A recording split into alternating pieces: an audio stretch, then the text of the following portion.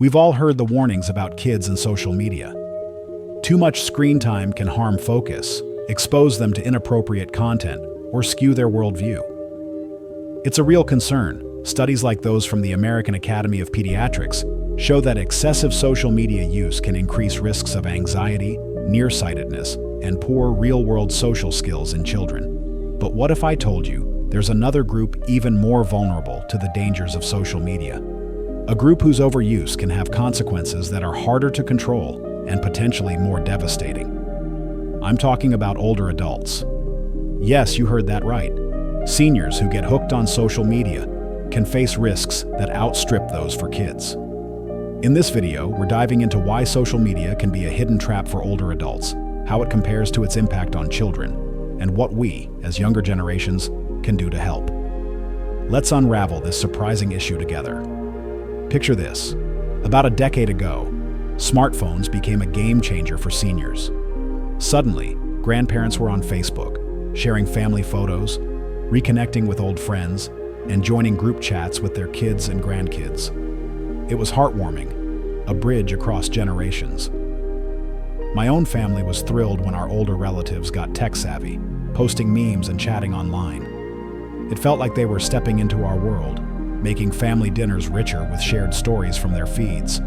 But fast forward a few years, and the shine wore off.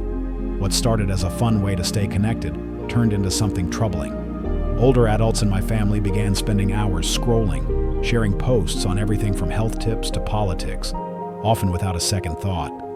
The content wasn't just quirky, it was sometimes dangerously misleading. Let me share a couple of examples.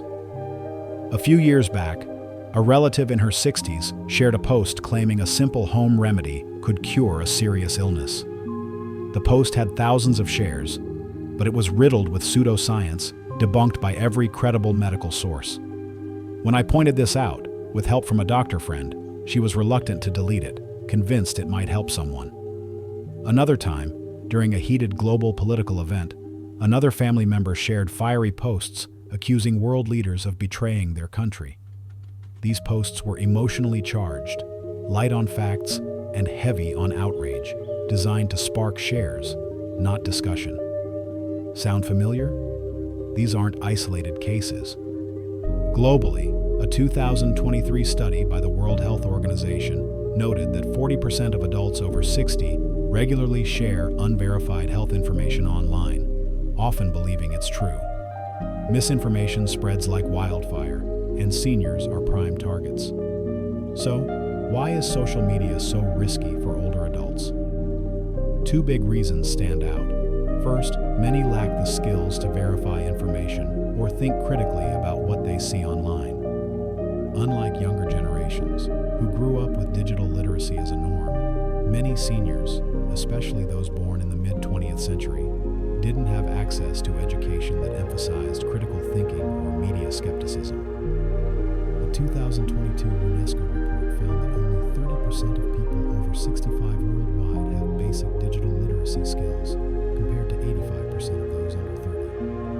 Older adults often take posts at face value, especially if they come from a seemingly credible source, like a fan page titled Health Experts, or featuring a doctor's photo. Add to that the sheer volume of sophisticated scams, fake giveaways, miracle cures, or phishing schemes that exploit this trust. In 2024, the Federal Trade Commission reported that seniors globally lost over $3 billion to online scams, far outpacing losses among younger groups. Second, older adults are uniquely sensitive to emotionally charged topics like justice, patriotism, or community values.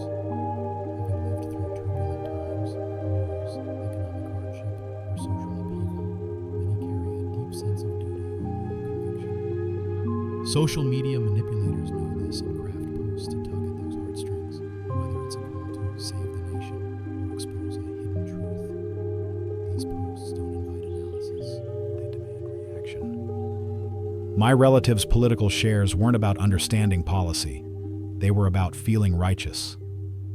This emotional pull, combined with limited fact-checking skills, makes seniors easy prey for propaganda and outrage bait. Now here's why this is more dangerous than kids' social media overuse. With children, parents have control. If your kid begs for a toy gun advertised online that looks too dangerous, you can say no, explain why, or block the ad. A 2023 study by Common Sense Media found that 70% of parents use tools like YouTube Kids or parental controls to filter content for their children. Schools, clubs, and sports programs also offer offline alternatives to keep kids engaged. But with older adults, it's a different story. You can't parent your parents. If they fall for a scam or insist on visiting a shady healer they saw on TikTok, you can't just take their phone away. They control their money, their travel, their decisions. Try arguing with a stubborn grandparent about a sketchy health ad, and you'll see how fast it escalates. Worse, if they lose savings to a scam, or worsen a health condition with fake remedies, the fallout, financial ruin, medical crises, affects the whole family. A 2024 AARP survey found that 25% of seniors who fell for online scams faced long-term financial hardship, compared to just 10% of younger victims. Another layer. Society is way behind on protecting seniors online. Kids have apps like Messenger Kids, content filters, and community programs to steer them away from screens. Seniors? Almost nothing. Most tech for older adults focuses on physical aids. Think hearing devices or fall monitors, not shielding them from toxic content. Community groups for seniors, like hobby clubs or yoga classes, exist mainly in urban areas, leaving rural elders with few offline options.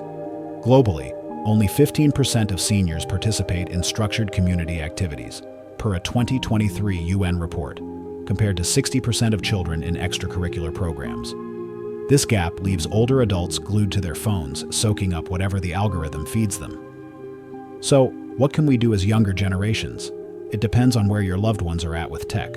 If they're new to social media, prevention is key.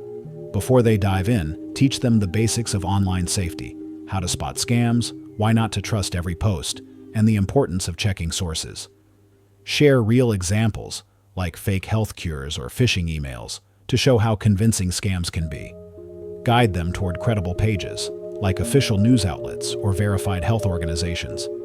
A 2024 Pew Research study found that 50% of seniors who received digital literacy training were less likely to share misinformation. Stay involved too, check in on what they're seeing, and gently correct misinformation early. If they're already active online, it's trickier, especially if they're set in their ways. Your approach depends on your relationship. If they're open to dialogue, have calm, respectful conversations. Share facts from trusted sources, like a doctor's advice or a reputable article, to counter false posts. For example, I once sat with a relative and walked through why a miracle cure post was nonsense, using a health website we both trusted. It worked because I didn't lecture. I listened and explained. But if your family dynamic is tense or hierarchical, where elders dismiss younger voices, you'll need patience. Try indirect tactics like sharing educational videos or inviting them to offline activities to cut screen time. Joining a local senior book club or gardening group can work wonders. The stakes are high. Social media's grip on older adults isn't just about wasted time. It's about lost savings, fractured trust, and even health crises. Unlike kids whose risks are well studied and countered, seniors are flying under the radar, with few tools or communities to protect them. As younger generations, we can't control our elders, but we can educate, guide, and advocate for better safeguards. This isn't just about saving them from scams, it's about preserving their dignity and our family's well-being. Let's step up and build a safer digital world for the ones who raised us.